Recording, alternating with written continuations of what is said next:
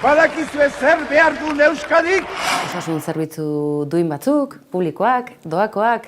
Haurdunaldia eteteko eskubidea benetan doakoa eta publikoa izatea, genero arrakala gutxitzea, soldata duinak emakumeontzat, zenbat eta zenbat gauza, baina tira, gauza zehatzak esate aldera, behingoz apirilaren 21-ko hauteskundeak burutzea. Eta kitxo! Kitxo!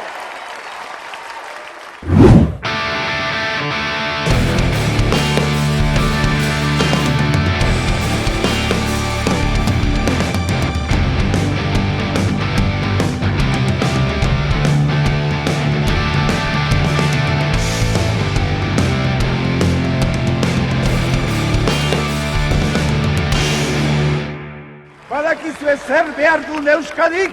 Berrirore hemen dato pila batez esku artean denak nolabait erabili ezinik. Eta kitxo! Kitxo! Alderdi sozialista irabazle 13 eta... Zer da ondoko soinu hori? Eusko Alderdi Jeltzalea... Infernuko kilker mekaniko bat dirudi.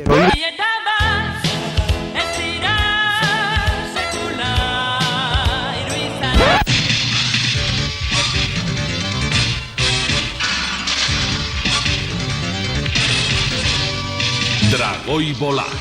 Guazen lagunok, amets betean, dragoiaren bola bila batera. Gabon deizuela ikus-entzuleok, gaurkoa asteburu bereziaren atarikoa da, noski baietz, eta halako asteburu bat izan da, nola ez gonbidatu berezia, Urtzi Urkizu, asteko eta behin galdetuko dizut. Betaurreko horiek aurretik ere bazen dituen, edota erabilpen bat badute, kanpaina honetan betaurrekoekin, obsesioren bat izan du bat baina gehiagok? Amaika telebistan azaldu nintzen aurreko aldian, ekine, betorreko hori gabe nintzen. Ez dakit, nahi dituzu probatu ea badituen... Akaso, ez dakit, gerorak utziko dugu Urtzi, gerorak utziko dugu. Ez, benetako aldean. Elkarren estrategia ez da izango, ez da? Liburu gehiago saltzeko? Akaso bai? Ez dira askorik saltzen kazetaritza liburuak euskeraz eta beharko dugu halako estrategiaren bat saltzeko. Lan mardula da egin duzuna zalantzari gabe eta sintesi lan ikaragarria txori haudeien artean Euskal Telebistaren orain arteko garapena, baina efemeride batekin ekin diezaiogun, funtzioaren irudi batzuk ikusitu orain amaieran galdetuko dizut horri buruz, baina Joserra Garziari, zer gertatu zitzaion, duela kasi 3 hamarkada?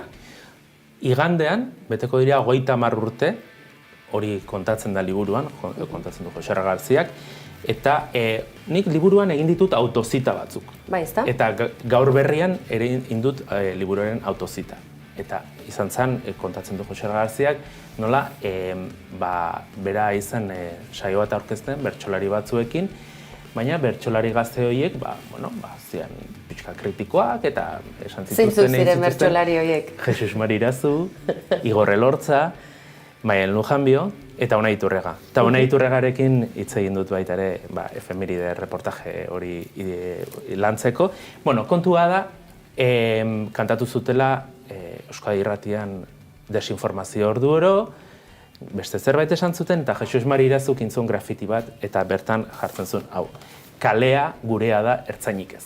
Eta Joserra Garziari pinganillotik esan zioten, zuzendaritzatik gehitu zioten esanez eteteko. Programa, kendu inbertzela, jazta, zuzenekoa esan eta zentsura. Gero horrek izango zuen soka eta gauza gehiago kontatzeko, gaurko berrian badago, eta txoriadei artean liburuan baita ere, eta gero Unai Iturriagak esan didana, baita ere, nik uste gogoratzeko modukoa dela, ze hori duela 30 urte, baina Maialen Arzaiusen bertsoekin ere, badakigu duela gutxi gertatu zen, 2022an. Kontua da, Unai Iturriagak esaten du, EAJ alderdiaren kontrola beti horregon da, zaintzen dute beti alde baten sentiberatasuna, baina beste batzuen sentiberatasunak 5 axula du. Orduan hala zen, eta gaur egun ere horrela da. Hori, Unai Iturriagak esaten du, ez? Nondik esaten. Hori, Unai Iturriagak dio, zuk berresten duzu, interesgarritzat jotzen duzu, derroburu hori, adierazpen hori? Nik iturri guztiak hartzen ditut, eta esan dizut, ideologia desberdinetako, eta gizartean dagoen pertsona desberdinen hitzak hartzen ditut. Ez dut inor betatzen. Liburuan, adibidez, badago, Nerea Llanos Pepeko legebiltzarkideak mariatxiei buruz esaten duena. Gai oso interesgarria da mariatxiena, baina zai gaur guztiari tarte emateko izango ote dugun. Edonola ere, aipatu duzu, pentsaera ezberdina dutenen iritziari jaso duzula. Deigarria egin zaigu, eta saretan ere, baten batek ere aipamena egin izan dio, ziurre pantailaz bestalde den askok akaso funtzioaren berririk ez daukatela, irudietan atarikoan sartu dugu. Egunkaria auziarekin edota elkartasun mezu edo keinu izan dutenekin ere, izan du halako zentsura zuzena ez, akaso zuzenean, saioan ari zarela, baina bestelako mendeku txiki edo neurri zigortzaileren bat edo bestere izan da, ezta? Liburuaren 3. atala mintzo da kontrol organoak eta kontrol politikoaz. Hasten naiz pixka bat testuinguruan ematen ere garai batean ere borroka armatua bazela eta etak izandako eragina, ze aintzat hartu behar da. EITB-ko hainbat kazetari ere izan zirela mehatxatuak eta bomba bat ere jarri zuela etak EITB-ren Bilboko egoitzan, gauza horiek ere uste dut gogoratu behar direla. Gero, zentsura kasuak, zentsura salaketak aipatzen ditut. Eta zentsura salaketa horien barruan baita ere betoak. Eta betoen artean, badibidez, Peter Ransorenak kontatu dit oso zehazki eta zorrotz, nola, beraiek funtzioa programa egiten ari zirela, errenobatzeko kontratua berritzeko momentua zen, eta Jose Mizumalabaren bitartez Euskaldunon egunkarien aldeko jaialdi handi bat antolatu zuten, 1981an, eta garaia hartan jaurlaritzakoek egunkariarekin ere zeukaten bat ere harreman honik, ez zuten laguntzarik ematen, eta hor gertatu zena Peter Ransorena kontatzen du. Betatu egin zituztela, behaiek gero beste laboral kutxatik eskaintza bat izan zutenean, laboraleko batek nola esan zien, ETB-koek esan zietela, betatuak zeudela, eta egunkarikoa izan zen nolabaiteko detonante bat, baina, pixka bat, nahiz eta kuriosoa da, zenbait jenderen aldetik, txirrimirri eta txiribiton, ez ziran ere ez dakite proetarra batzuk, esan dezagun, nahiko buruan jendeak bazituen jeltzaletik, Eusko Alderdi jeltzaletik gertu egon zitekenak, baina kontua da Ansorena eta Otagitaguek zirela euskaldunak eta askeak, espiritu libreak, sortzaileak, eta hori badibidez ez zuten ondo hartzen kasu askotan ETB-ko zuzendaritzakoak.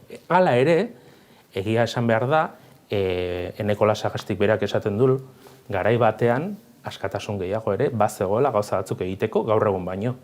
Zenbait gauza, duela 30 urte ingurukoak ETB-koak ikusi, eta gaur egun, batzuei, zer pentsatu emango luke. Askatasun gehiago, akaso Dragoi Bola izan daiteke, horretarako adibide bat, edo gazteak sailak gaur egun pentsa ezina litzateke, halako edukia izan dezaken, telesail bat, gazte hainbatengana helduaraztea du nola ere. Urtzi, gatozen pixka bat abia puntura. Itziarri Tuñoren hitzaurrearekin helduko dio, irakurleak liburua esku artean. Aipatzen ditu, eta elkarrizketa hasi aurretik ere, halako bizipenak ere, bat baina goiagoke izan dituenak, ilusioa, ETB-ra sartze horretan etorkizunari begira jarrita, Euskal Telebista bat aurrean, eta gero desilusio edota ez dakit frustrazio puntu hori hasieran beharko zukeena edo misio ikaragarri on batekin zetorren ente oso bat beste bide bat hartuta ikustea. Hori da pixka bat akaso ari elkarrizketa sorta hauetan, hasierako postasun hori, gogo, green hori eta gerora etxipen puntu hori? Bai, baina hor, uste dut batzutan trampa jokatzen dugu eta pentsatzen dugu iraganean dena ona zala, gaur egun dena txarra dala, eta nik uste testuinguru batzuk ere aipatu behar direla, eta garapenak gizartean nola aldatu den, ikusentzunezkoen munduan nola aldatu den, eta guzti hori aintzat hartu behar da. ETB sortu zenean, bakarrik beste 2 telebista zeuden Hego Euskal Herrian, ikusgai, Televisión Española, eta lehenengoa eta bigarrena, eta Frantzian beste 3 zeuden bakarrik. Eta orduan, garai hartan, Euskarazko telebista indar askokin sartu zen, orduan ere ez zegoen internetik, eta sekulako garrantzi izan zuen gizartean, jendeak beretza sentitzen zuen telebista, eta euskararen normalkuntzan garrantzia izan zuen, bai 80ko hamarkadan eta 80ko hamarkadan. Gero zer gertatzen da, faktore asko egon dira, telebista askoz gehiago sortu ziren, gero kaikako kateak, lurreko telebista digitalarekin, guzti horiek erderaz, streaming plataformak ere iritsi dira, interneteko plataforma, sare sozial guzti horiek, gaur egungo gaztek pasa ditzakete 24 ordu sakelekuari begira eta 1000 bideo ikusten eta agian ez dago bakar bat ere euskeraz, eta guzti horren aurrean argi eta garbi Garazigoiak ere aipatzen du ETBk egin beharko lukeela alegin bikoitza edo hirukoitza euskeraz gaztelaniaz baino, hizkuntza gutxitu badalako euskera, eta gero aipatzen ditu Garazigoiak Europa mailan telebista publikoen aholkulari garrantzitsua da, nazioartean prestigioduna, eta nik uste elkarrezketetan pista asko ematen ditula Garazik ze egin beharko luken ETBk. Baina zaila da, eta ETBk dituen zailtasunak azkeneko urteetan ez dira bakarrik ETBrenak. Eta Garazik berak ere aipatzen du, adibidez, BBCk zailtasun asko dituela gaztekin konektatzeko eta beste telebista publiko batzuei gertatzen zaie.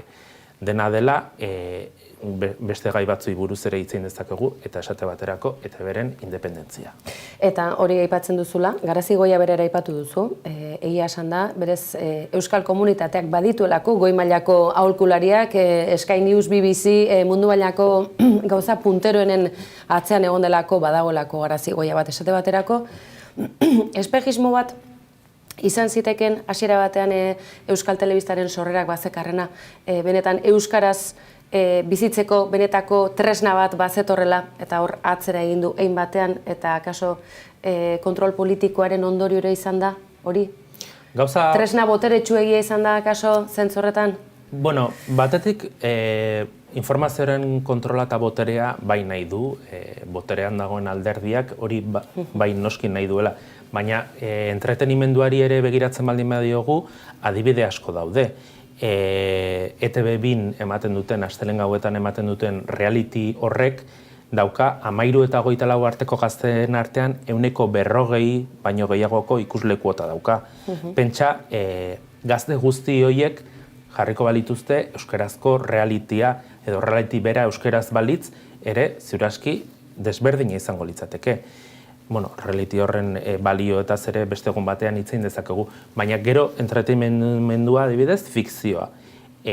Azkeneko urteetan helduentzako atzerriko fikzio guztia espainolez ematen du ETBk eta bikoiztutako guztia da espainolez, eta hor ze gertatu da, ohiturak galdu egin dira. Baina nork erabaki du hori? Hori Jaurlaritzak eta ETBk. Bikoizketak izan zuen 80ko hamarkadan eta 80 hamarkadan indarra handia, asko bikoizten zen, baina iritsi zen momentu batean Eusko Jaurlaritzan eztabaida bat izan zuten, AJan eta erabaki zuten barne ekoizpenari dedikatuko ziotela diru gehiago eta bikoizketari ez, eta gero bikoizketak malda bere egin du, eta gero ematen dutenean bikoiztutako filmen bat esaten dute ez duela ikusle daturik eta orduan ez duela merezi. Baina hori erabaki politiko bat da azken batean. Hasiera batean euskaraz bikoizteko baliabideak, industria interesgarria, espektatibak sortu, Izarretako gerra ikusi dugu, gaur egun Oppenheimer euskaraz bikoiztuta ikuste bezalakoa litzateke, pentsa ezina. Erabaki politiko hori zertara etorri zen, ondorioak kalte handia ekarri duela ikusita. Horren erantzukizuna norrek hartu beharko luke? Izena bizenak baditu? Bai, bueno, horra adibidez, liburuan elkarrezketatzen dut Bingen Zupiria, ETBko zuzendaria izan zen 10 urtez, eta azkeneko urteetan Eusko Jaurlaritzako hizkuntz politikako eta kultura sailburua izan da, eta berak, bueno, bere arrazoia da euskara bikoizketarako zurrunegia dela eta ez daukala samurtasunik fikzioan goxo izateko, baina ez dakit beste batzuk ez dute horrela pentsatzen. Hori edo nola ere, ez dakit, kontseilu zientifiko akademiko bat sortu beharko litzateke ez, halako ebazpen bat ateratzeko, esan nahi dute hizkuntza bera baliogabetzea delako hori adieraztea, edo? Edo nola ere, Urtzi, oso gai interesgarriak eta polemikoak mahai gainean jartzen dituzu. Eztabaidarako ere datu objektiboak edukitzare garrantzitsua da eta esan dezakegu azken hamarkadotan behintzat Euskal ikus-entzunezkoen sektorean, oro har industrian iluntasun handia egon badagoela, bai baliabidei dagokionean, eta ekoizpenari orokorrean dagokionean hizkuntz politika erdigunean jarrita besteak beste. Besteak beste, alderdi sozialistak ere eragina izan du guzti honetan, aipatu duzu Bingen Zubiria, Ardantzaren oso ondokoa izan dena, azken 40 urteotako garapen politiko-instituzionalaren ondorio zuzena izan da ETB. Ze puntutan gaude, momentu honetan? Bueno, ze puntutan gaude. Bueno, gauza honak ere aipatu behar dira, esate baterako. Iazko irailean aurkeztu zuen EITBek primeran plataforma, eta primeran plataforman badaude eduki asko, eta izan daiteke modu bat, nolabait euskarazko kontsuma ikusentzunezkoa handitzeko, eta hor eduki asko interesgarriak jendiak ikus ditzan. Zer gertatzen da gero baita ere? Primeranen dauden eduki batzuk, ETBek ez dituela ematen, eta zergatik ez ditu ematen. Karpeta urdinak torturaren inguruko dokumentala primeranen ikusgai dago, baina ETBek baditu eskubideak emititzeko, eta ez du eman. Dokumental horretan ertzaintzaren torturak aipatzen dira. Gauza askotaz hitz egin dezakegu. Eta guztiaz hitz egiteko tarterik ere ez dugu, zoritxarrez, baina horrek aitzaki ematen dugu, berriz ere Urtzi platora gonbidatzeko. Elkarrezketa honetan segituko dugu, baina Miren Legorburuk baditu itaun batzuk zerrendatuta, eta uste du gainera bihurrikeria puntu batekin ere badatorrela, ze egia da, azken batean Euskal Telebistaz ari garela, baina beti erreferentziekin jokatzen dugu, ezta? Eta zeinen interesgarria, besteak beste, herrialde katalanetako erreferentziak horretan aintzat hartzea, baina hitza Mirenena da. Kaixo, Urtzi, Gabon. Ni kezkatzen hauen kontu bat da, EITB-taz ari garenean, erreferentziazko programak etortzen zaizkigunean burura direla garai batekoak. Hemen hasieran jarri dugun bideo horretan ere, agertzen dien irudian, primeran plataformaren aurkezpena ezik, dia orain da 30 edo 40 urtekoak.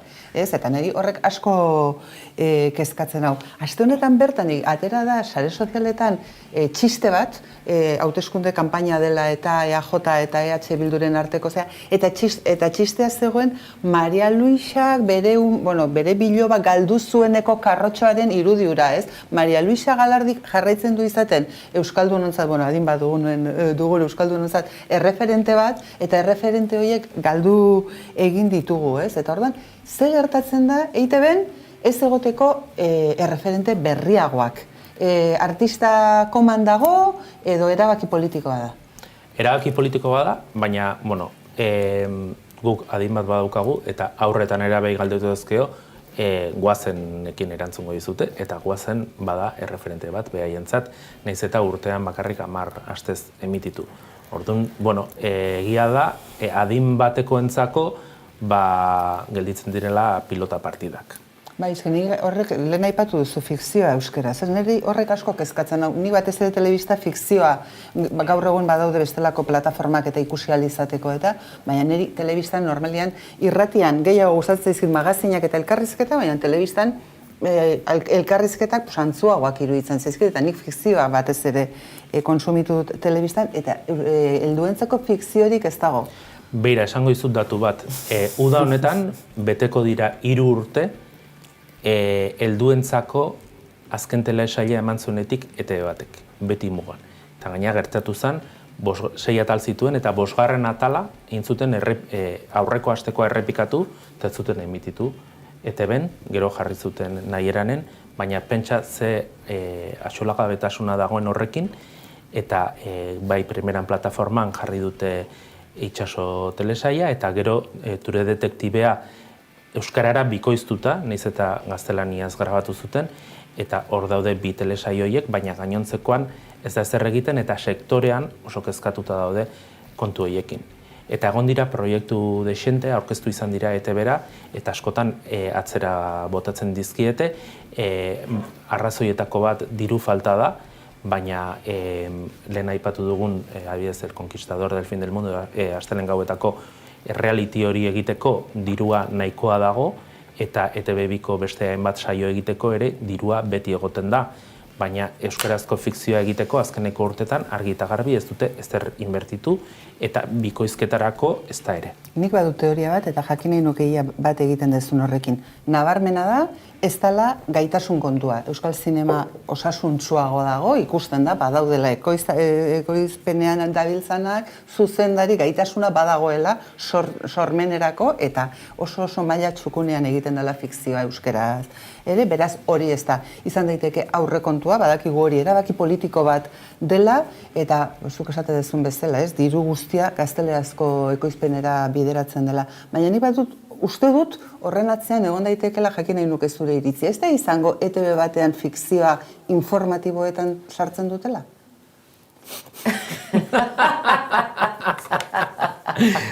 Hori hona da. Baina, bueno, nik, bira, informatiboena epatu dezula, ikuste batzutan langilei erentzutea garrantzitsua dela. Eta langileek azkeneko urteetan egin izan dituzte elkarretaratzeak zentsura salatuz eta EAJaren kontrol ideologikoa salatuz. Eta elkarretaratze horiek ez dute inoiz, EITB-ko adibidetan ez dute inoiz oihartzunik. Aipatzen da adibidez berrian, albiste bat edo, baina ez da inon aipatzen langile batzordeek salatu dutela kontrol hori badagoela.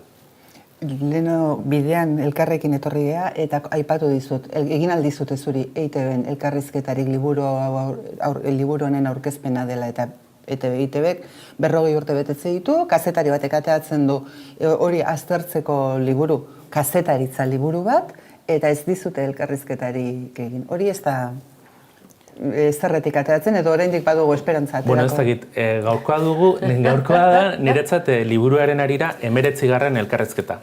Eta ETB-en ez diate elkarrizketarik egin, baina auskalo, agian etorkizunean egingo diate, ez nago kezkatuta horrekin datorren astean badut 20. eta promozioarekin, liburuaren promozioarekin ez dut kexari, gaina betarrekoak ere jarri izkiate, pentsa.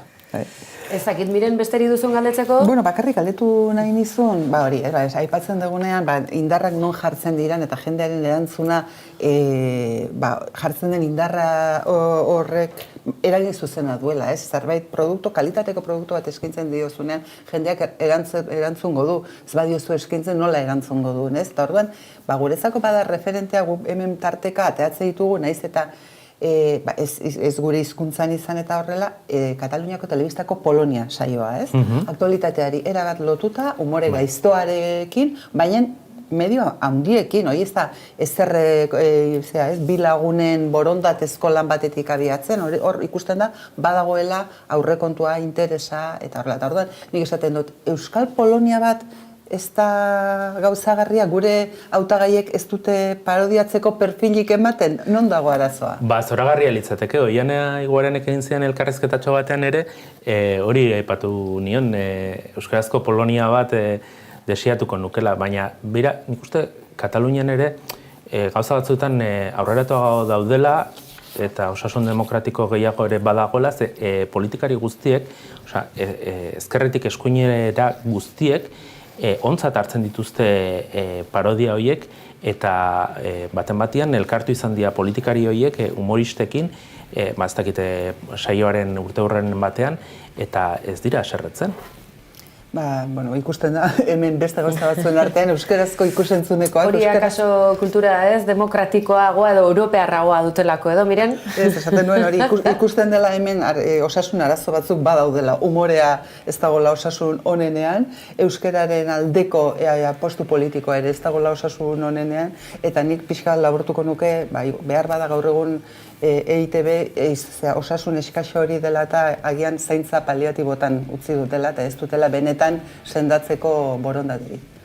Bueno, hori asko esatea da, ze iruditzen zait, badagoela ere euskaraz programa onak egiten dituzten profesionalak eta badaudela ekoiztetxetan, eta adibideak badaude, Miluze, Teknopolis eta EITB Kultura, eta badago jendea euskaraz saiatzen dena ere lan onak egiten, baina ziruaski gizartearen pertzepzioa urrunago dago, ez dauka ez dio nahikoa asetzen, egiten diren lan txukun horiek ez dira nahikoa sentitzeko duela 30-40 urte ETB-rekin zeukaten atxikimendua ez da lortzen gaur egun. Eta Keke Amonarritzek ere aipatzen du liburuan, ETB biko eskaintzak egiten duela askotan, ETB batekoa neutralizatu. Ikusten duzuen, zenbaterainoko gai interesgarri sakona eta zabala den, eta are gehiago, Euskal Telebistarekin hazi garen belaunaldi honentzako, gu bagara, hein handi batean, horren produktu, izan daiteke kritikarako joera, baina baita bizipenetik ere, eta interesgarria aurrera begira jartzerakoan ere. Esango dugu, esperantzara kondenatuta gaudela, edo esperantzarako nahiko arrazoi badagoela. Gauzak hobetzeke, brillo asko ateratzeke, dizdira asko ateratzeke dagoela oraindik Urtzi.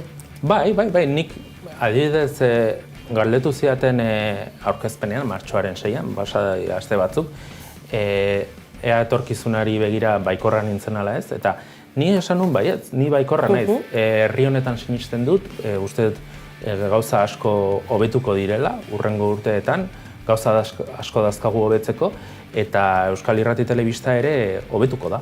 Bide horretan, izan daiteke tresna eraginkor bat, edo eta behintzat lagungarri bat, ikusentzunezkoen euskal sektoreari egitura bat ematea, forma bat ematea, ze askotan dirudi ETB-taz bakarrik hitz egin genezakeela, baita zinema industriari buruz ari garenean ere. Begira, akaso horre egon daiteke sektoreari berari baldintzak oro har, baliabideak modu gardenagoan banatzeko, emisio eskubideak ere gardenki banatzeko, eta oro har esan dezagun sektorea indartzeko horrek indartuko lukelako, baita ETB bera ere mugiarazi, kompetentzia sano eta interesgarriak eduki, ez dakit horrik ikusten duzun bide interesgarri bat. Bera, gauza asko ari dira gertatzen eta gertatuko dira. Aste honetan bertan gertatu da zerbait. Eta izan da, lehen zinema ekoizleen bi elkarte zeuden, Epe eta Ibaia, eta biek bat egin dute.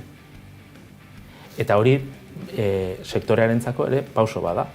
Eta horrelako pauso gehiago egongo dira, eta gero adibidez, diru laguntzetan. Zinemako diru laguntzetan, askotan proiektuak danak zaku berean. Eta orduan lehiatzen zen euskarazko proiektu zerbitzu publikoko bat, Borjako Beagarekin. Eta ez, orain badirudi, ere ari dira pentsatzen laguntza batzuk bakarrik edo aztertzen ari ziren, bakarrik euskarazkoentzako. Gauza asko egin daitezke alde horretatik, eta horregatik nik esate dizut, baikorra naizela eta gauza honak etorriko direla.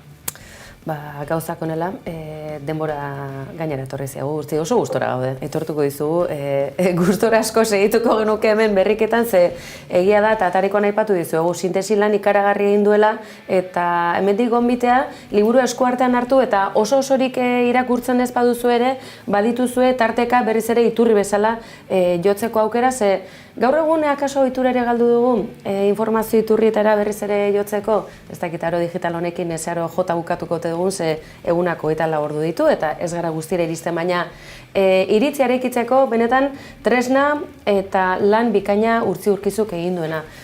Galdetu nahi dioguna da, ikusentzunezko sektorean egitura propio bat behar ote dugun ez diguzu zuzenan erantzun, baina liburu bat merezi ote dugu edo ikerketa bat ikusentzunezkoen sektore honetan gabiltzan euskal emakume, kazetari eta bizirauleok, egia da, festa guzti honetan argi eta garbi geratzen da emakumeok bigarren maila batean segitzen dugula, lan baldintza okerragoetan eta lan asko batera egin behar horretan bizirauteko sektorean bertan, eta elkarrizketa datu dituzun askok badute horren perfila akaso alde batera uzten dugu, esan nahi dugun horri ere behar bezala heltzeko, baina akaso liburu bat ere, sintesi lan hori ere, etorkizunari begira Urtzi, lana jarri dizugu? Bai, baina hartzen dut.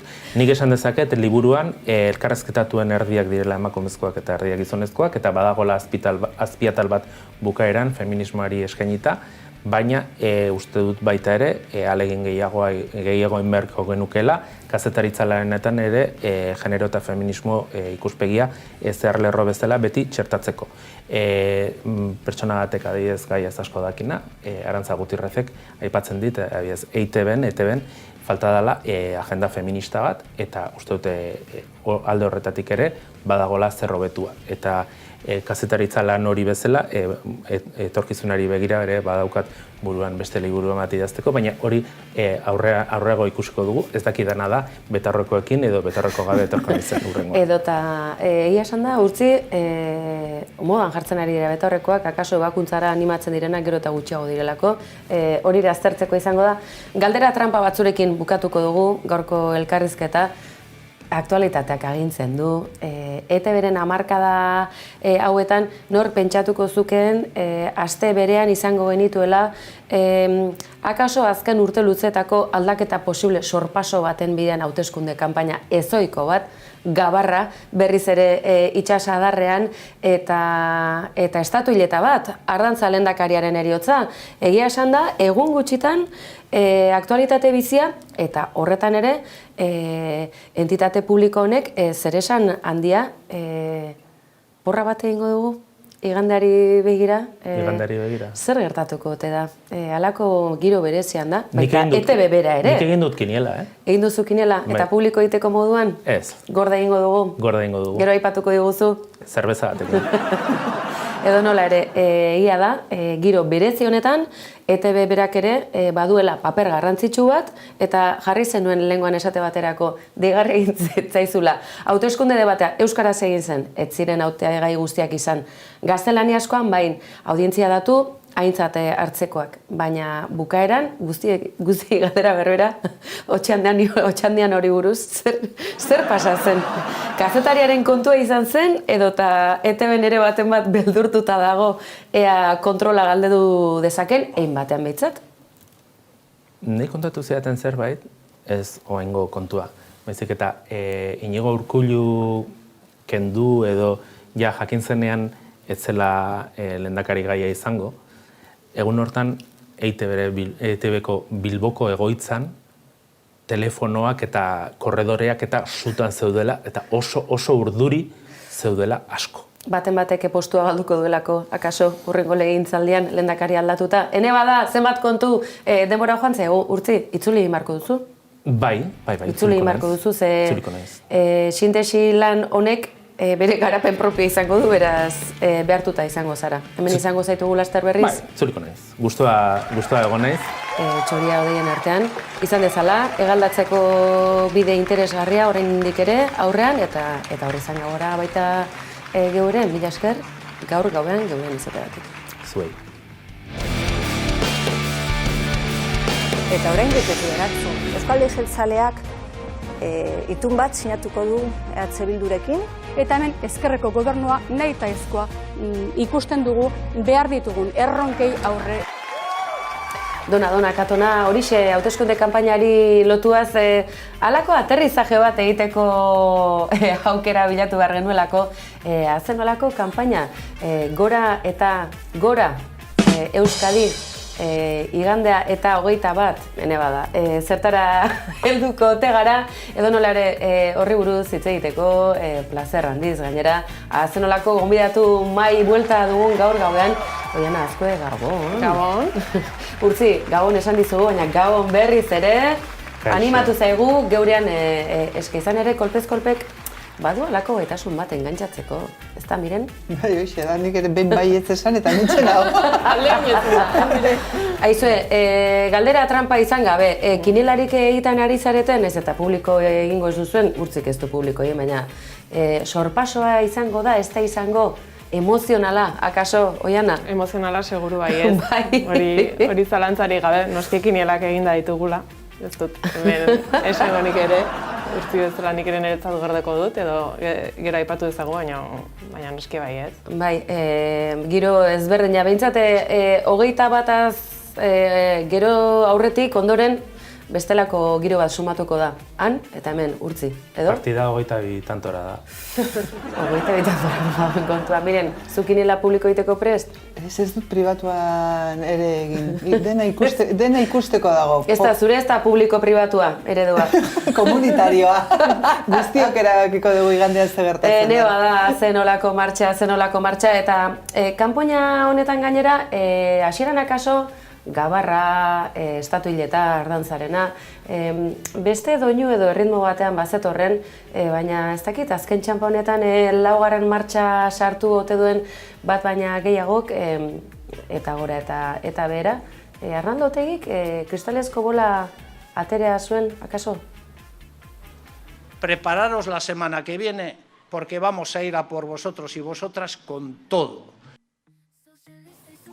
Ikusten duzu zerbait bazekitela, hautagai batek, hauteskunde debate batean esan omen zieten, Oiana, ez dakit saretan hau jarretzeko aukera izan ote duzun, entzun duzun edo behintzat antzeman, eta hitza bapatean izar nagusi kasi bilakatu dutela zenbaitzuk kanpainari dagokionean, orain arte osakidetza, etxe bizitza, akaso bigarren mailako kontuak, ez dugu gutxi etxiko. Azken gara historiko honetan, memoria historikoari erreparatuta gehiago zabalduko du, baina mina gutxietsi gabe, halako erabilpen politikoa ez duenean helburu behintzat gizartearen hobe beharra. Gizartearen hobe beharra ez, tradizioei eustea ez, oso euskalduna hori ere, eta kanpaina bat, eta gora eta bera, aipatu gabe batzuntzat ez da kanpaina, argudi horik ez dagoenean, ez da, halakoak suertatzen dira, eta nik uste dut, dela inertzia bat lehendik datorrena,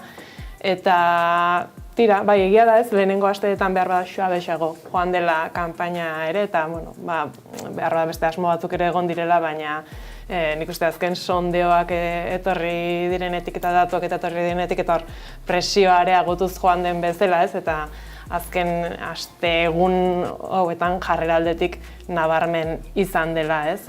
Aldaketa bat eta etarena bada horretan tradizio bat. Tradizio edo ez tradizio, Gabarrarekin batera ez zetorren, ez? Ez zen ondo konjuntatzen, edo utzi, aurrez pentsatua zuten zenbaitzuk, azken txanpa honetan, Otxandian hori ez du heldu, Serrirratik ateko elkarrizketan nolabaiteko abiapuntu izan zen, eta talde terrorista ote da, honezkero ez zen kondena hitza. Bazen, halako eskakizun gehigarri bat bezalaxe, ondoren nolabaiteko zuzenketa bat egin du, aurreikusita zegoen hau dena? Otxandian hori entzun nion aurrekoan, esanez beste hautagai batek argi esan ziola, juteko EH Bildukoak prestatzen bigarren astera, ze zuen aurka jongo gera denarekin, esaten dena. Eta lehenengo astea Gabarraren astea zen, eta Pradalesek berak esan zuen Gabarraren urrengo egunean aipatu zuen kanpaina orain hasten da. Orduan, lehendabizen zen atletiken finala, Gabarraren antolakuntzak, eta ja kanpaina beranduago zetorrela, hori jende guztiaren ahotan zebilen, eta kazetari askotan askoka aipatzen zuten kanpaina izango zela Gabarraren ostean. Zuke Gabarraren ez dakit ze puntutaraino segitu duzun biren, baina antzematen da. Beste kapitulo batean sartu garela, eta etonoa oroar igo egin dela, ezta? Neko handu eza esate baterako oso rockero ikusi dugu, rockero dotore, kontzeptu dotore bat baliatzearren, oso rockero ikusi dugu, baina antzematen da Pradales bera ere asko oldartzen hasia dela, eta oroar Eusko Alderdi Jeltzaleak ez dakigu beldurretik edo botere erakustaldi bat egitearen. Akaso baten batek pentsatu du guri kompetentzia egiteko aukera duela, baina argi, ze hemen oso sendoa da, kudeatzen dugun hau, eta ez dugu zalantzan jartzeko aukera izpirik ere zabalik utzi nahi. Hori da, ez? Bada urduritasunaren zantzua. Beak beti esan dute euren indargunea kudeaketa dela, eta kudeaketa ez dute hitz egin nahi, besteak dia aldiro ateratzen diotenak kudeaketa kontuak, eta beak ez dute hortan sartu nahi, hor ikustu dutelako, galtzeko asko dutela, azken aldian Euskal Gizartean badagoelako haserre bat, ez? Eta behar badalen ez dutena. Eta benetako aukera badagoelako aldaketa hori emateko. Ez dakigu gero gauzatuko den edo ez. Baina urduri jartzeko aina bada. Bestalde, apuntatu, Anduezak urrezko momentuak emango dizkiola programa honi, eta nio eskertuta nagoela, PSE, Anduezak jarri dulako, zeratik etengabeko iturri bat izango dugu programa honetan. Urtzi ez dago, konforme. Ez, ni etorri zait burura Twitterren batek Depardie deitu dula. Eneko Depardieu. Eneko Depardieu, hori baten bati akaso barregarri dituko zaio eta beste bat iraingarri, ez?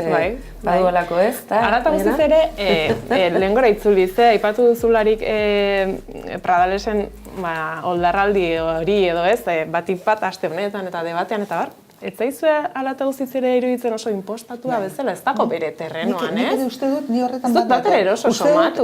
Uste dut markatu egin diotela, kampaina estrategia markatzen dietenak markatu diotela, eta bea ez dagoela eroso lokatz horretan. Nik ere impresio hori izan dut. Gauzak honela. Berreskuratu ditzagun, kanpaina honek utzi dizkigualako momentiko batzuk, eta gaiak benetan auzi serioak dira, baina ukitu azidua nola utziko dugu alde batera, zertara gatoz bestela? Martxan jarri den politika txarrak izan direlako, eta politika hoietan zuek guztiok egon zarete. Euskadirako proposatzen dugu da gutxiago lan egitea soldata berdinarekin eta gure programan 32 orduko lanaldia proposatzen dugu. Porque no podemos permitir que sigáis creciendo a costa del resto de los partidos políticos. Esto es lo que sucedió, esto es lo que nos dijeron y esto es lo que están cumpliendo. Behar dugu estatus politikoa jarriko gaituena parez pare estatuarekin. Emango diguna harreman bilateral efektibo bat estatuarekin. Eta uste dut Euskal Gizartean badagoela mandatu bat horretarako. Independentzia da. Hori ikusiko du zer da. Independentzia da. Jaso dezagun Euskal Gizartearen mandatua. Aldera oso zuzena da. Alderdi politiko guztiekin hitz egingo dut. Nik ez dut esklusiorik egingo. Alderdi politiko guztiekin hitz egingo dut. Eta importantea da, gobernagarritasuna hitz egiten dugunean, zertarako. Zertarako, kanpainak zertarako dira. Baten batek zerbait argiki atera ote du. Aitortuko dugu kanpainan bakoitzak bere estilo propioa badaramala, Depardieu estiloa, aipatu da une batez. Pradales euskarazko debatean zintzoago, kristauago ikusi genuen aldiz azken egunotan beste estilo batean barneratuta. Fake kontuak ere, fake garaia bazirudien lehen txanda horretan bintzat etzela hain protagonista izango, baina aizue, badakizue, saio honetako izan ginela, otxandian hori, betaurreko eta guzti, duela laburte elkarrizketa egin genionak. Herrian badago impulso bat edo pulsio bat, ez? Berdinzalea, nolabait, garai berri hauetara egokitzeko, igual behar zen transizio oso bat.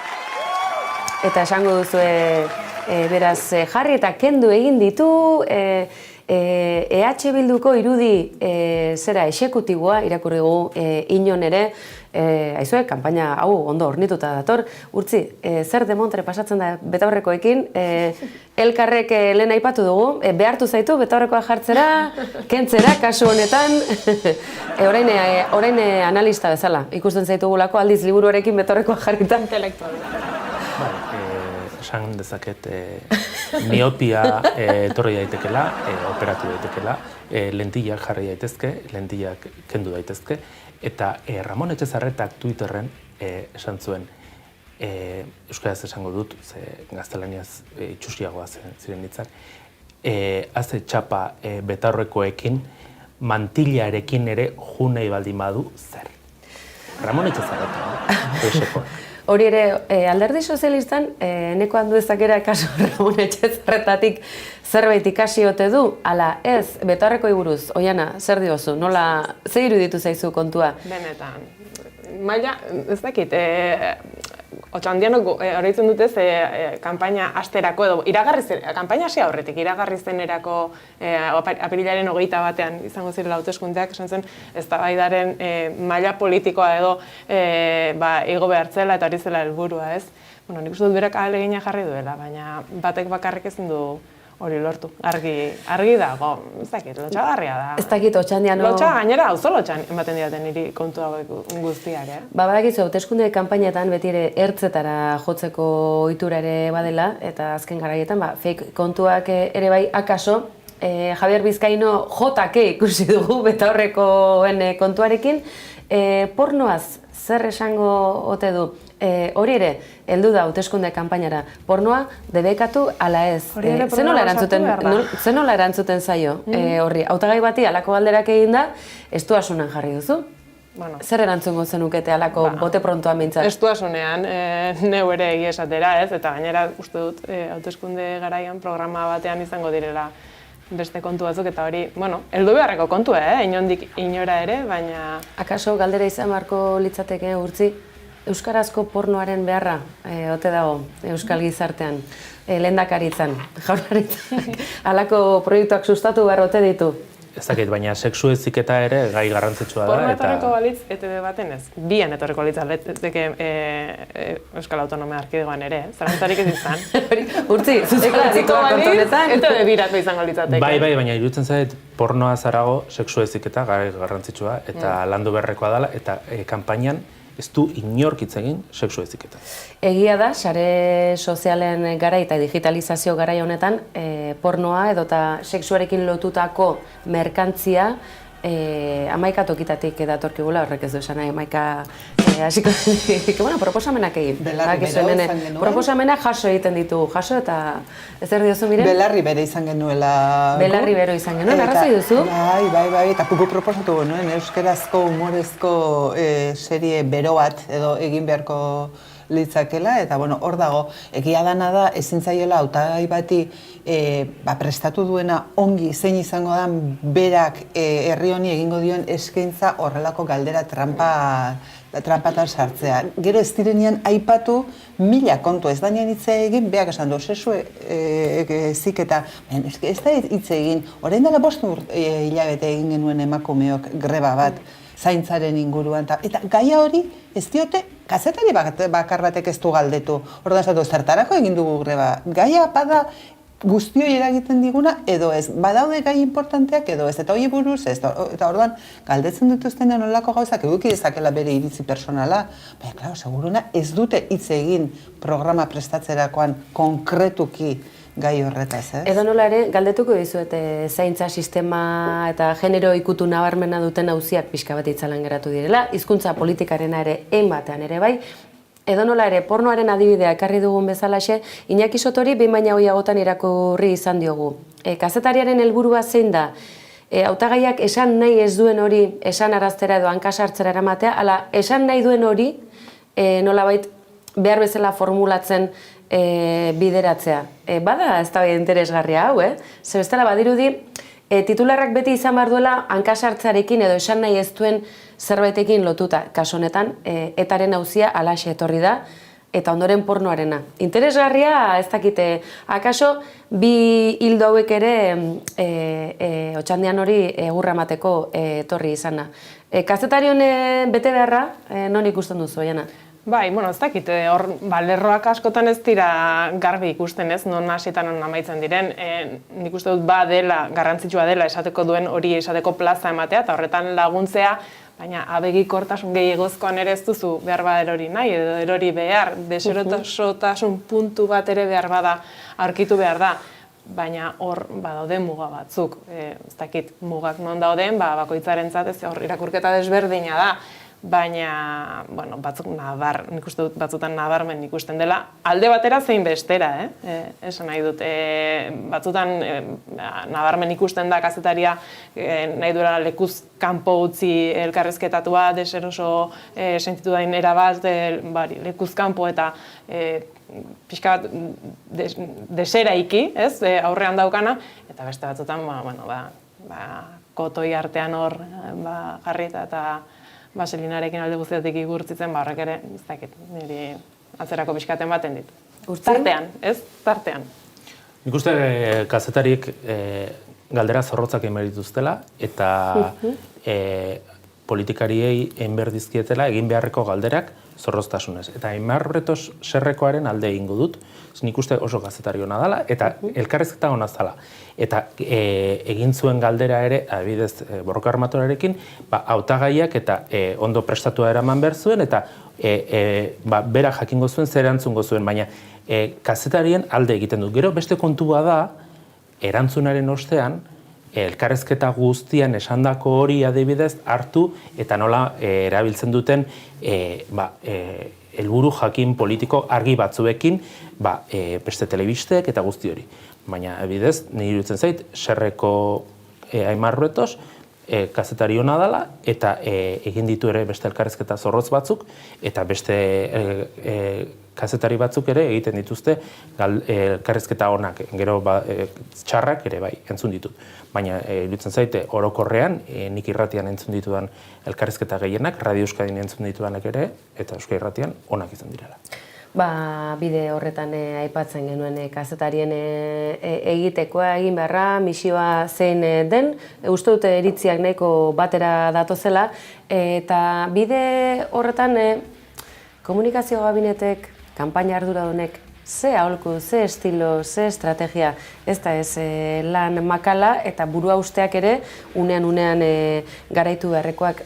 Pradalesen hitzartzea, azken hitzartzeak zer esan eman du, eta estatuko edabideetan ere oihartzuna izan du, besteak beste, bakizue, sare sozialek agintzen dutela, eta entzuten duzuen bezalaxe, hauxe da, Pradales eta Galiziako Alderdi Popularreko hautagaia alderatu dituzte, eskuinak estilo berbera erabiliko ote du Galizian eta Araba Bizkaia eta Gipuzkoan. Si quieres un presidente que te engane, no me votes. Si quieres un gobierno que intente controlar tu vida, no me votes. Si quieres un presidente que chequito teu para dar los independentistas, no me votes. Eta estilo honetan, alaxe segitzen zuen. Si quieres un gobierno que promueva la confrontación, no me votes. Si quieres un presidente que divida os galegos entre sí e que nos separe do resto dos españois, no me votes. Si quieres un gobierno que ponga en riesgo tu economía, no me votes. Sare sozialak ene bada, edozer zirkin bat ala beste eginda ere, badakizu horri izango dela, baten bat, jabetu garelako, besteak beste izango dira profesionalki horretan dihardutenak, baina izango dira tarte edo beta handia dutenak sare sozialetan bihurrikeriatan aritzeko, eta kasu honetan, zitalkeria txiki hauetan ere. Eskerrak kontu hauei ere, ezta?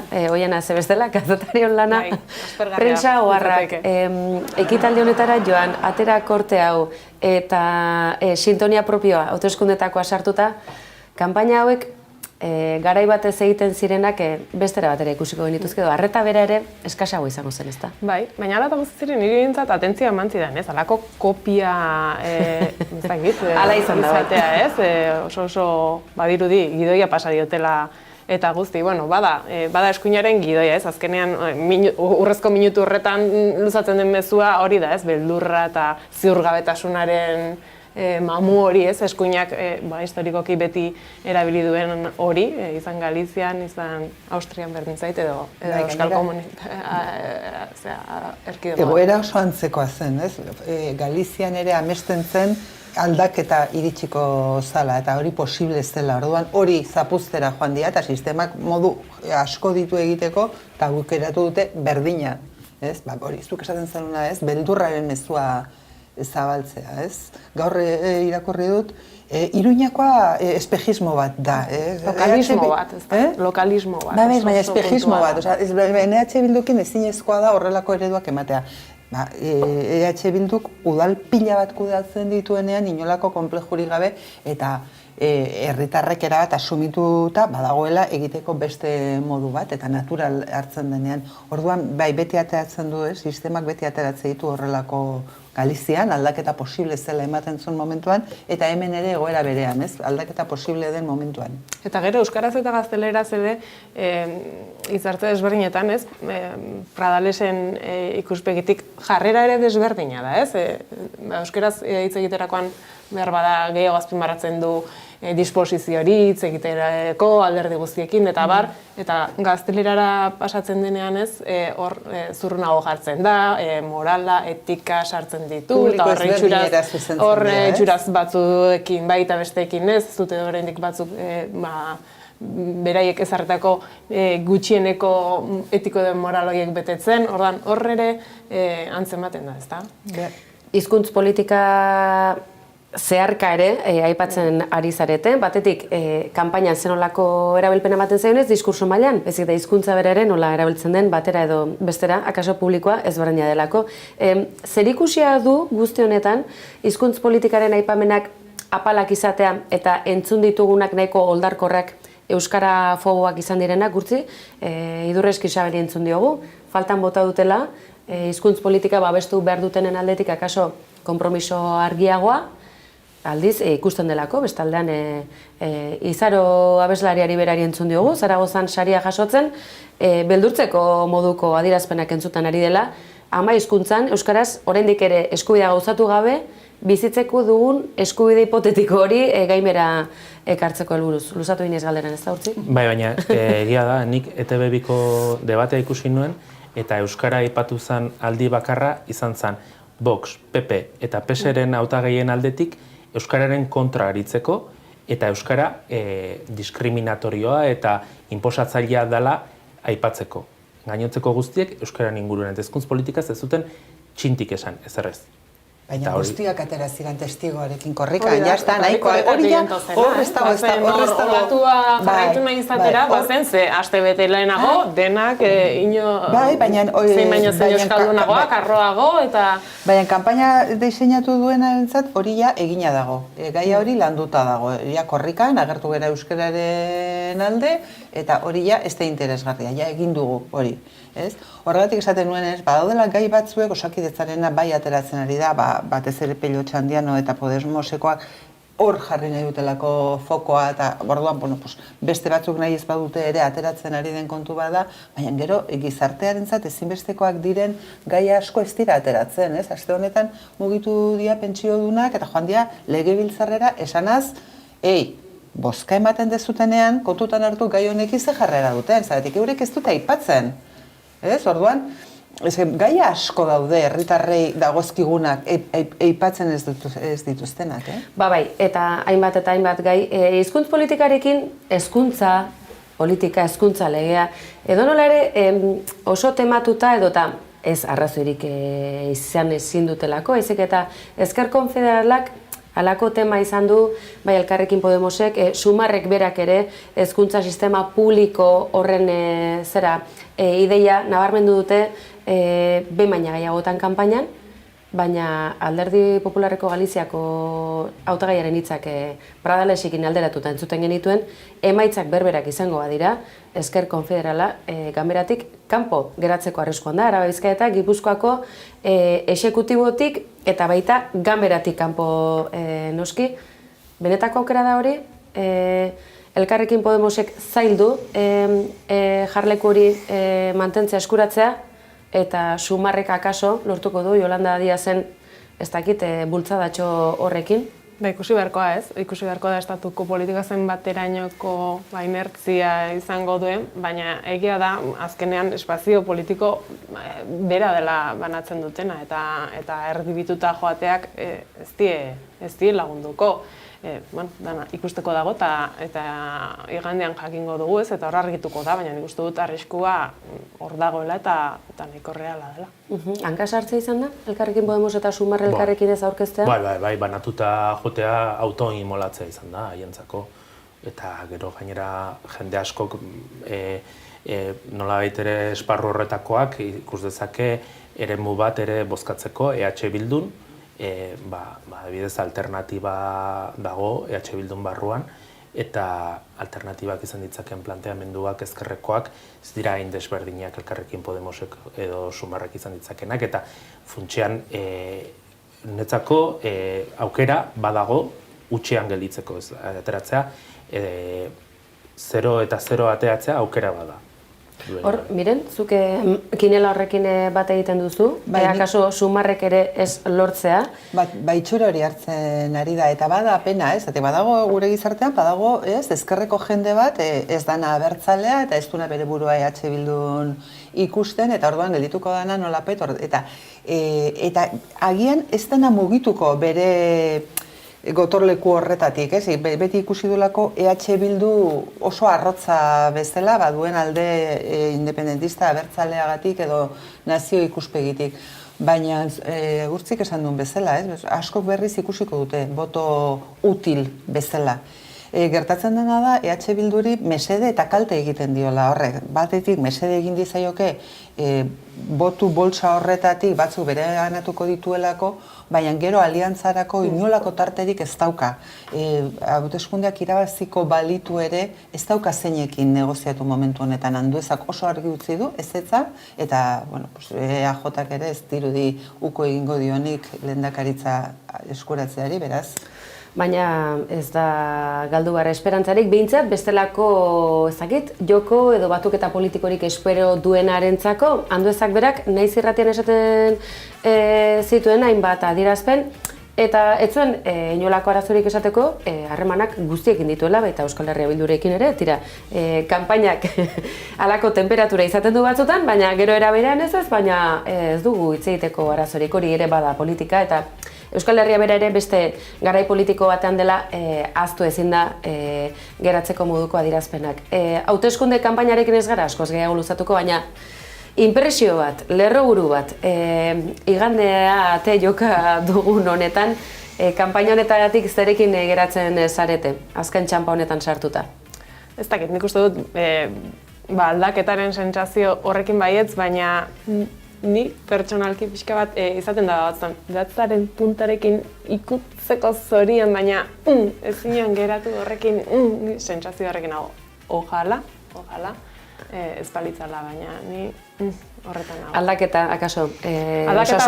Osasun demokratikoan... Bai, beharrezkoa, baina ez nahi adinekoa, edo behar adinekoa esango nuke. Gurtzi? EAJak hegemonia galdu egingo du igandean. Hori bai da lala lerrouru bat, hasieratik bukaerara, Miren? Ba, nik uste dut EAJak igandean bozka asko jasoko dituela ezker eskubi espainolista edo estatala listatik. Uste dut, lehen esan duten bezala, ezker estatalak boto utila EH Bilduri emango dion bezala, nik uste dut PPko jende askok eta PSOEkoak emango dutela boto utila eta PNV inkestetan agertzen ez den gorakada bat izan dezakeela. Gauzak honela, zilborrari begira segitzeko tarte izango du gaurko gau honetan, baina goazen New York aldera.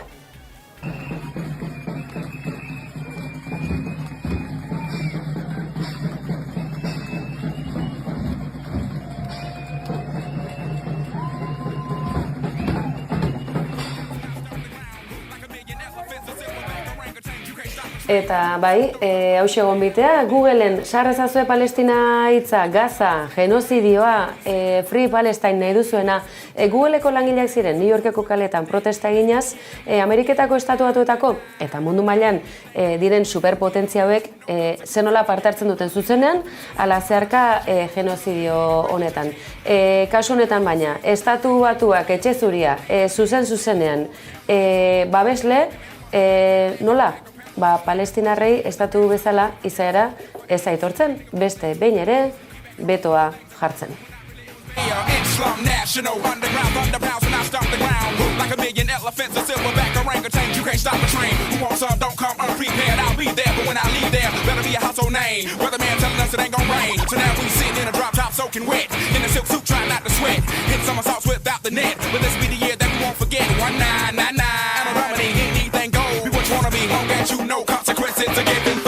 The results of the vote is as follows. 12 votes in favor, 1 vote against, 2 abstentions. We love life, to live in freedom and dignity in our national homeland. We will not disappear.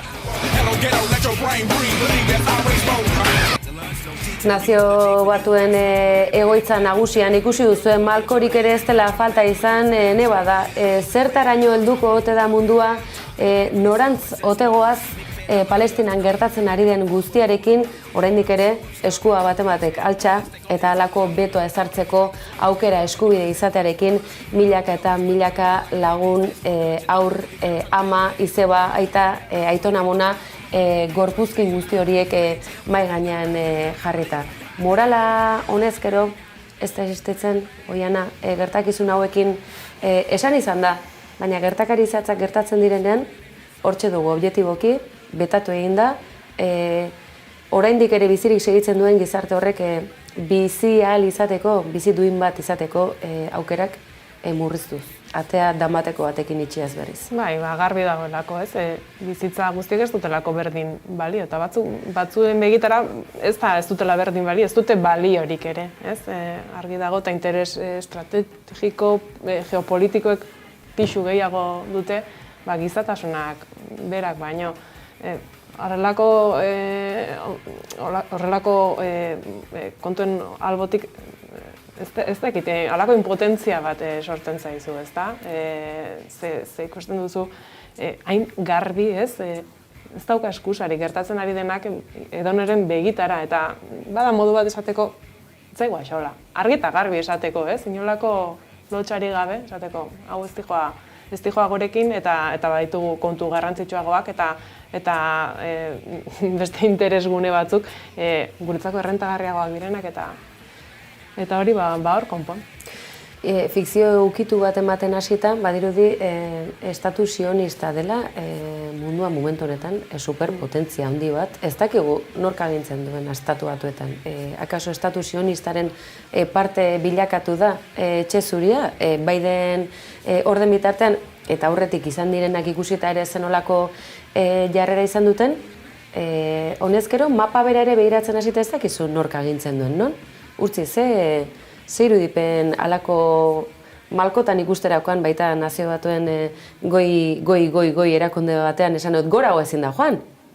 Beldurgarria da, Nik egia esan ez naiz nazioarteko analista eta nik herritar bezala esan dezaket naizela manifestazio batera Palestinarekin elkartasunean eta esan dezaket kazetari bezala ere 150 kazetari baino gehiago ere hil dituztela Israeldarrek Palestinakoek eta ez ditudala ikusten ere nazioarteko kazetari erakundeak ere hori salatzen askorik eta beldurgarria da genozidio horren aurrean nola erantzuten duen Europak, Nazio Batuek eta Estatu Batuei buruz ja ez dakit zer esan. Miren? Bueno, askotan hitz egin dut honetaz oso mingarria da, eta batez ere mingarria da direlako justu, bizitza hoiei, herri hauei, bate garrantzirik ematen ez dioten hoiek direlako gero bestei jartzen dizkietenak etikaren langak, ez? Eta hildakoa euren gustokoa denean tragedia bihurtzen dutenean, ez? Manipulatzen dutenean jendearen sentimentuak manipulatzen dituztenean etengabe telebistan ateratzen eta persona horren ibilbidea kontatzen eta nola manipulatzen gaituzten. Hoiek berak jartzen dutenak langa etikoa hainbat konfliktoetan dia gero inolako langarik onartzen ez dutenak eta hain gauza simplea, honi konponbidea emateko abia puntua izan behar du Palestinari estatu izaera onartzea, hain simplea den zerbait ere betatzeko gai direnean. Alaxe, eta badirudi, norabide ezberdinak daramatzala munduak, korronte ezberdinak gabiltzala jendartea, gizateria, kazetaritza, oro har zentzu eta gizatasuna oraindik ere perspektiban duen zibilizazioa, WordPress foton ere halaxe agerian geratu da. Garaile, esan dezagun, garaile saritu izendapena izeba eta hildako iloba besoetan. Ez ditugu ikusten ez bataren zein bestearen aurpegikerak, baina akaso horrek eman dio daukan sakontasuna.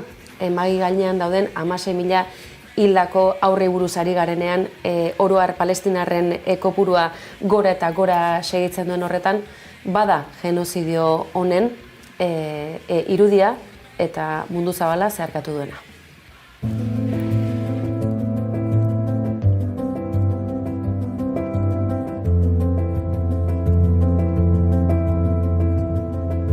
It's not only a mental health story or an Africa story, it's something that all of us can relate to, and I think that's what makes it a powerful story.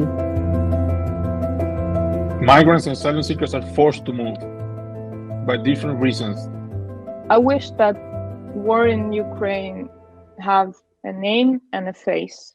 Beraz, nazioartean mundua zeharkatu den irudi sorta eta WordPress fotoren inguruan dagoen mugimendu osoa. Hildako kazetariak aipatu ditugu eta hemen ere gure oroimena misio zaila baita, gaur garkoz, historian zer izan den bezalaxe, baina zer esan aro digital honetan informazio zerbitzua duina eta zuzenekoa mantentzea halako gatazka muturrekoetan. Tira, giza eskubietaz ari gara, gatozen Euskal Herrira berriz ere Donostian giza eskubideen zinemaldiaren jaialdia egunotan. Ikusten duzue, zenolako lan sorta heldu den Donostiara urtengoan beste behin ere, azenolako ibilbidea egin duen giza eskubideen zinemaldiaren jaialdiak aukera baduzu etzazue galdu, eta bestela harakatu eta bertan aurkezutako lanak joan berreskuratzen pixkanaka. Azken fotograma hauek Amaran heriotza, muerten Amara, fikzioa dokumentala azken batean kanpaina honetan ere, aipamena izan duen eta erakundearen jarduna ere, nolabait aipagai, baina gertakari oso konkretu bati helduta gainera. Begoña Urroz haurraren heriotzaren argipena dakarren dokumentala, 20 hilabeteko haurraren heriotza, azken hamarkadetan, bi hamarkadetan zehatzago esan da, 2000 urteaz geroztik, bai Espainiako Kongresuan, eta baita memoria historiko ofizialean ere, etaren lehenengo, etak eragindako lehenengo heriotzat hartu dela. Badirudi, frankismoak ez zuela behar bezala ikertu nahi izan, eta Arabako ekoiztetxe honen lana da zuzen ere, muerte en Amara.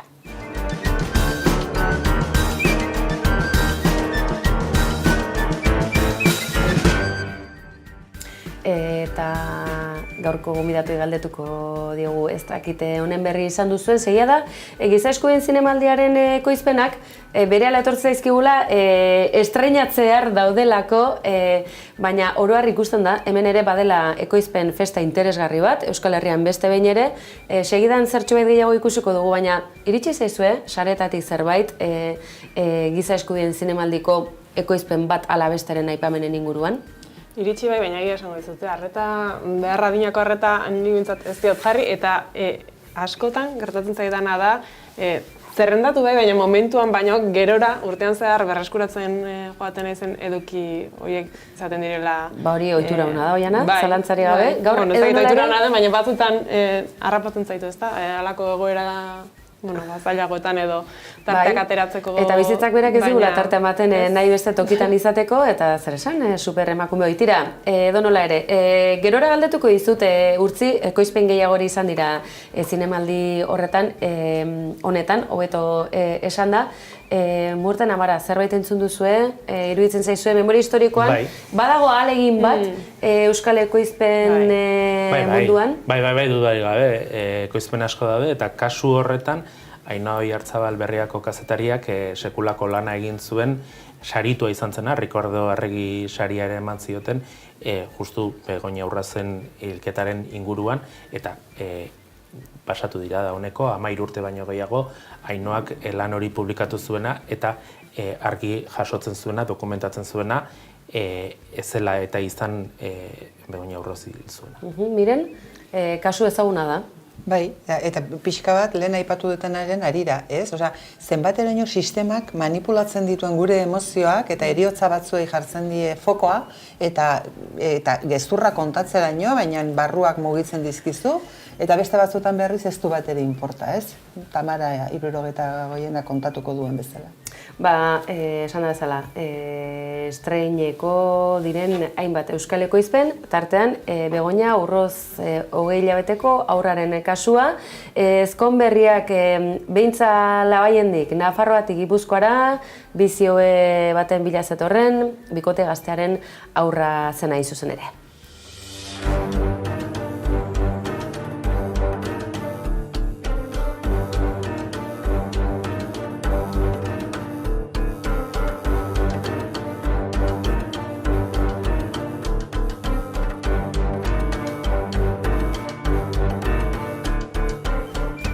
asmo politikoarekin ala ez, Begoña Urrozen heriotza eta erakundeari egozen zitzaion urteotan zehar, 2000 urteaz geroztik, tira, honek ere argipen bat badakar, eta zenolako lan interesgarria. Euskal Herriak bizi izan duen gatazkak baduelako ikusentzunezkoetan, fikzioan eta baita dokumentalgintzan ere isla, eta hori egunotan agerian geratu dena. Urkizuri galdetuko diot zuzenean, eta mea da Mureta Goiena barkatu ondo esango dut, haren aitaren gertakizunak bere bizitzako mugarri izan dira jabetzean Oiartzungo medikua zenak, egun bertako osasunetxeak bere izena darama. Estebanen hain zuzen ere, nolatan 9 eguneko tortura hilgarrien ostean heriotzera bidean ekarri zuten berriz ere etxera, eta hori alaba batek nola jasotzen duen, honezkero ja nerabezaroa pasata ez, heldu arora nola heldu alako danbatekoarekin, ezta?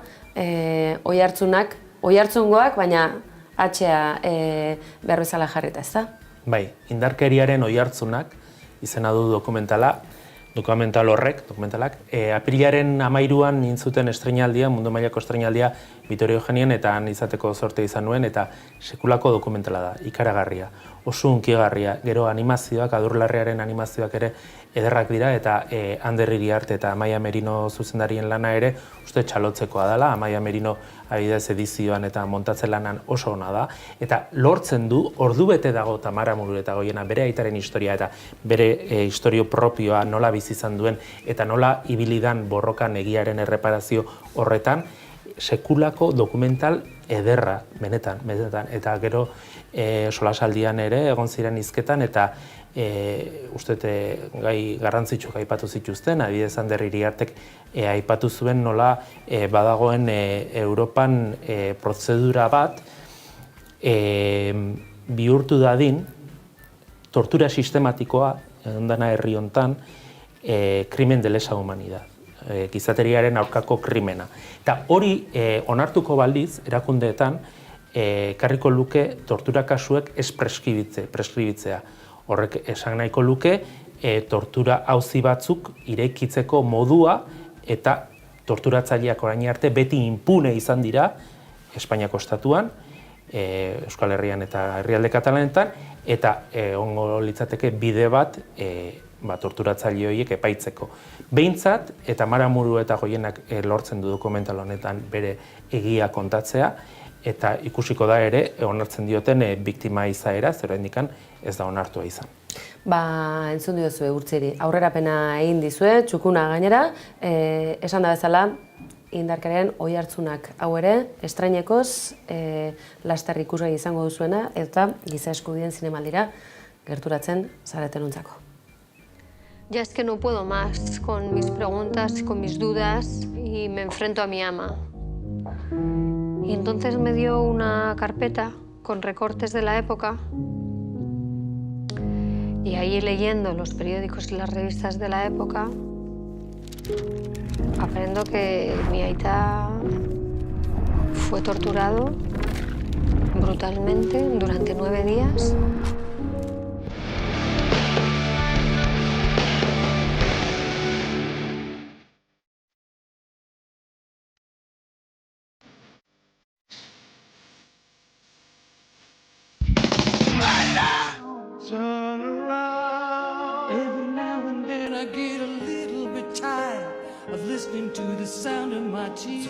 Eta ikusten duzue, Estatu Batuetan guztia da zinematografiko, baita eklipsea bera ere betaurreko berezi horiek jarrita, baina azenolako betaurrekoak jarrita dauzkaten, ederrak, galantak.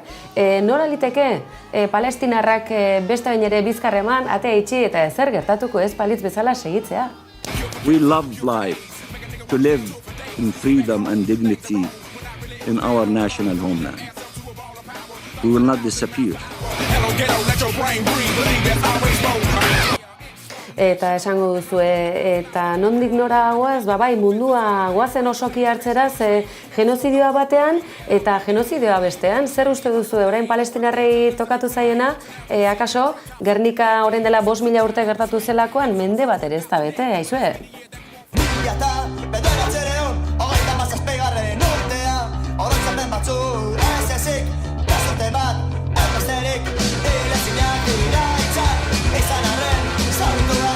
eta ikusten duzue estatu plurinazionala, eneko handu ez da rokanrolero da bilkigu, baina ikusteke Sánchezen gobernuak urrats hauekin zer gehiago egingo ote duen.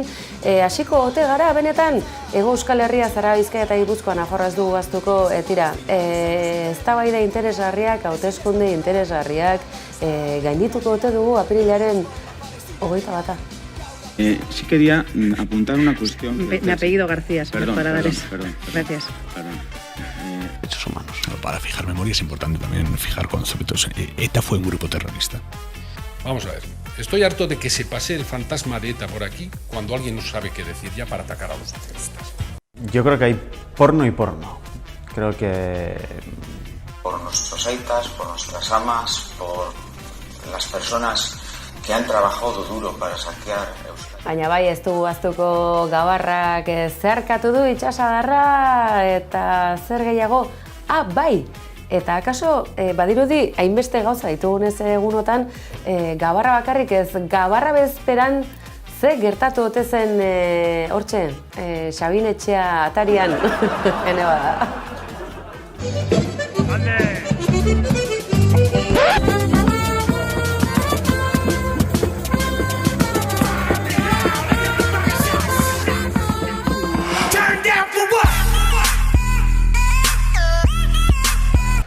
Eta bai, Asier, bila libre ote da, gure edo Euskararen territorio libre bakarra, ene bada honek ere zer esan eman du, eta segituko du, baina ziur apirilaren 22 ondotik izango dela hori. Jakin badakiguna da, alaxe kantatzen zuten zuretzat ilargia, ez zara gaueko izar bakarra. Hori Sabin Etxea atarian kantatzen hastea, hauteskunde kanpainan, ez dakit, poesia dela esan genezake, baina tira, sortuko dira, zorioneko, Euskaraz hariko ote zirelako, Mozal legearekiko, hasiera batean bazirudien, espedientea bazutela, ez zutela, tira. Horretan geratuko da guztia. Kanpaina honetan, baina, bada horre abstentzioan geratuko den sektore bat, bideoklipa ere estrenatu dute.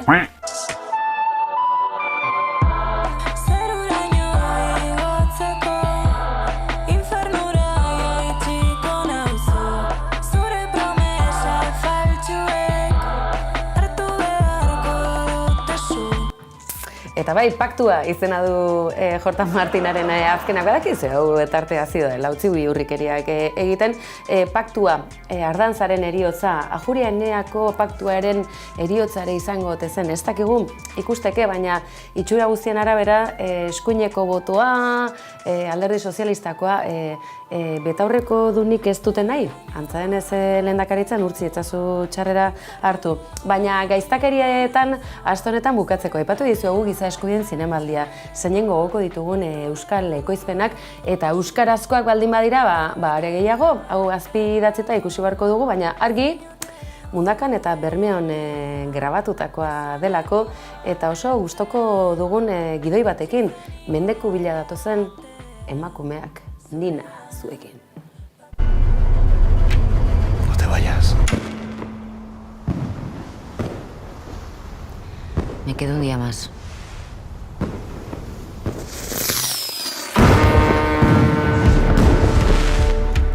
¿Te puedo preguntar por qué has vuelto?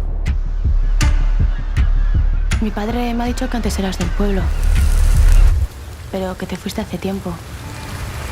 ¿Por qué te fuiste? Eta gauzak honela gaiztakirekin segituko dugu, baina oso estilo desberdinekoak, Sune, aldapan goratik gatozen biurrikeri honetara. Larun batak kazetari, nola kontatu ez dakinari, soineko beltza, begiak argi, frente egiten datorrenari. Eta Nina eta Sune batuta, larun bat gaua, Oiana zurire tokatuko zaizu, larun bat gaua ez dakit igande gaua, kazetari, eskopeta eskutan, ez dakitena batera, zer gehiago? Aizpak eredu, holtzan gaudegu, tradizioa eskuetan, enborretan dago, bizitza aizkorak ezain zorroz, gabiltza, enborretan dago,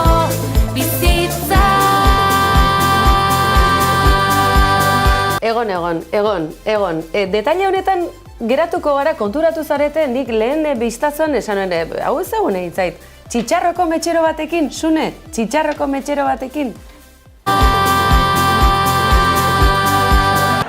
Bueno, balaxe, ikusten duzu bihurrikeria bata bestaren atzetik, Euskal Gazteriak azenolako proposamenak dakartzan, eta hauteskunde kanpaina horretan, denetik, aizue, ez gara aspertuko ez orain, ez ondorenean.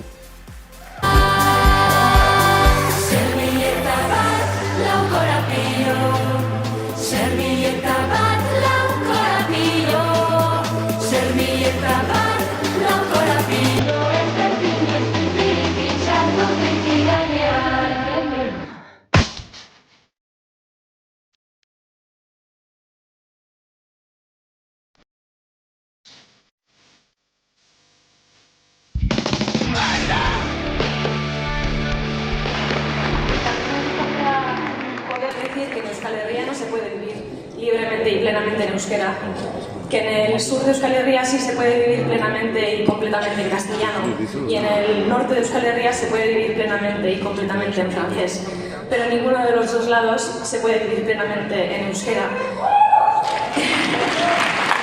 Últimamente estoy escuchando muchas cosas como muy peligrosas y que dan mucho miedo sobre nuestro idioma, y realmente solo quería decir que es nuestro derecho hablar en nuestro idioma nativo.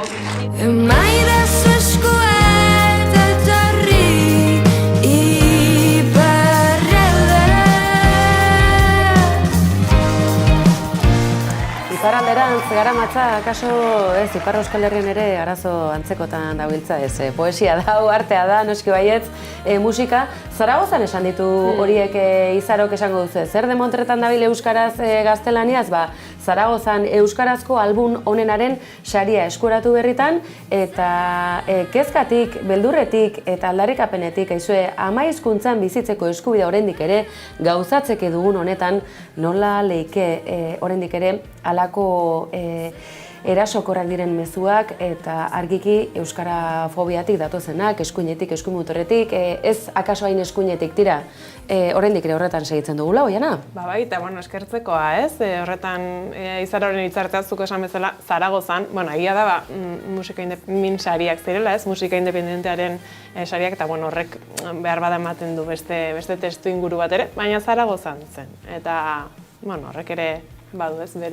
Bere pixua eta eskertzekoa, ez? Halako plaza baliatzea, hainbat eta hainbat euskaldunok bizi dugun egoera horri hitza jartzeko eta oihartzuna emateko.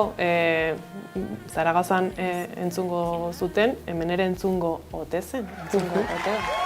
Ea ba, oihartzun horiek ere heltzen zaizkigun, Urtzi, konpromisoa baduten musikariak ditugu, edo nola ere, ezta? Kultur munduak badu konpromiso bat, kulturarekin, euskararekin, eta akaso batzutan pixka bat diluituta, bigarren planoan geratzen da, badirudi politikariak direla, ez? Kontu honetan garrantzia dutenak, hau esan bestea esan, eta akaso badago gizarte bat, ez? Ekoizten duen gizarte bat eta konpromiso argia duen, ezta? Bai, dudarik gabe, eta duela aste batzuk ere Palestinanen aldeko manifestazioa haiek antolatu zuten. Dena dela, gai aldatuko dut, eta ez dut joan nahi zerbait esan gabe. Adios, zer diozu, Urtzi? Nire desioa, aigea aipatzen aukera aldaketak eta hori. Aldaketa benetakoa nire ustez izango litzateke. Ze Nafarroan azkeneko 3 presidentak emakumezkoak izan dira. Orduan, Araban, Bizkaian eta Gipuzkoan urrengo hauteskundeetarako izango litzake aldaketa, izango litzateke lehendakari gai guztiak emakumezkoak eta eztabaida koplatan eta bertsotan. Tatxan, turpa! Eta bukatzeko, miren, zurea da azken hitza, hau ohorea da, Argi, ohorea. Bai, ni etengabe esaten ari nahi sistemak manipulatu egiten gaituela, sistema aldatu beharra dagoela, beraz, iganderako opadetena da, aldaketa ez dela posible bakarrik ezinbestekoa dela eta aldaketa egin behar dugula egunero. Alaxen, Izarorekin iparralderantz zein ote da baina gure iparra? Zalantzari gabe, kolpez kolpe, momentu honetan, baina izue, segi zuen bizitzekin, izan bihurri zital modu osasuntsuan eta eraberritzaile eta euskaraz noski baietz, tira, argi, animo, eutxi, Nafarrok pairatu behar gaituzuelako, Ipar Euskal Herrian esango duzuelako ez da inbesterako, eta Araba, Bizkaia eta Gipuzkoarrok eutxi zuenari, izan gauza bat, ala beste, mila esker, hemen izatagatik geurean, gabon pasa.